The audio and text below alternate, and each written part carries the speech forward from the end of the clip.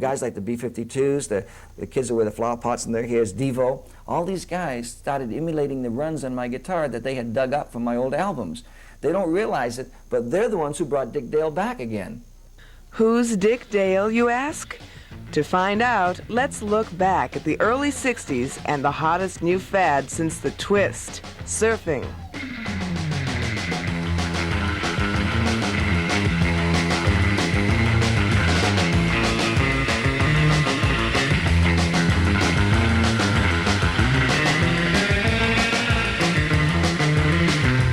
The California dream of eternal summers and endless beaches was played out by surfers and would-be surfers from Malibu to Montauk, and the king of the surf guitar was Dick Dale. A lot of people don't know this. I started the surfing sound approximately about 1956 and 57.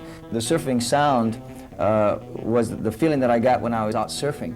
And whenever the waves would come crashing down on my board, I'd get this vibration, this tremendous feeling, this animalistic drive that comes out of your system. So I tried to emulate that with my guitar, because when I'd get on stage, I'd get the same energy force out of me. And I started beating on them strings just like I was beating on the boards, and like the waves were beating on me. Dale capitalized on his inspiration and in 1961 recorded Let's Go Trippin'. That song brought him national attention and a career that spanned over 7 albums. Dick may have invented surf music, but he soon was eclipsed by the premier California group, the Beach Boys.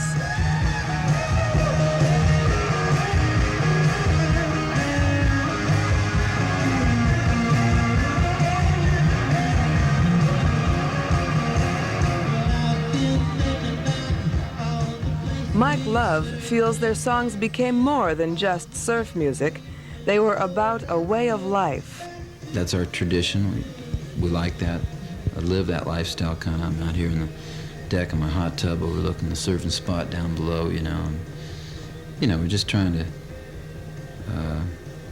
reflect a certain attitude in our albums and our music and in all our projects, which we believe in, which we've always believed in because we've always sung, extolled the virtues of a certain way of life. Jan Berry and Dean Torrance are known for classic surf hits like Dead Man's Curve and Surf City. But Jan and Dean were actually singing standard pop songs until they were exposed to the Beach Boys in 1963. I remember hearing, I guess it was Surfing for the very first time, and I went, God, that's pretty neat. Of course, it sounded a lot like, our early records, so I knew they'd been listening.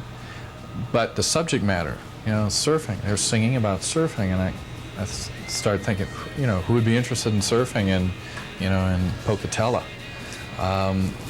But we were amazed to find out that everybody in Pocatello was very interested in surfing and California and what was happening in another climate.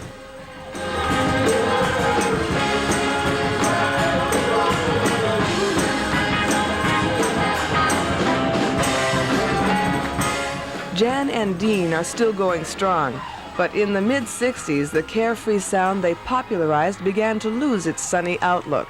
In 1967, Jimi Hendrix sang the lyric, "You'll never hear surf music again." Now, 15 years later, Jimmy may be rolling in his grave as groups like the Surf Punks reclaim old territory. My beach, my chicks, my waves, go home. It seems surf music is making a comeback. New bands like the Malibus are faithful to the surfing tradition. Well, I think surf music may have been out of print, but it's never gone out of style. And I think that this is definitely the summer of the return of surfing music. You could see it from, living in California, I suppose we're in the center of it, but back in New York, I think that they're picking up on the new wave of surfing music, too. I think it's actually a kind of a feeling that the kids are looking for something. They're looking for something different. And they've dug up some of the albums from like swap meets and things like that. Or you get the new wave. It started with the surf punk movement or the punk movement, went to the new wave, and now it's gone into the surfing sound because it's a massive energy. It's just an energetic flow that comes from the sound of this throbbing guitar. Dick Dale dropped out of the music scene in 1966 when he fought and won a battle with cancer. Now he's roaring back, playing concert dates and recording a new album, The Tiger's Loose. Animals are another source of inspiration for Dale. the strength that these guys have, the most incredible strength, it's just this thousands of pounds, the inner strength from inside. And then they'll look, and the body will totally store this energy. And I get this energy when I'm on stage. And when you communicate with these animals, that's basically what takes place on stage.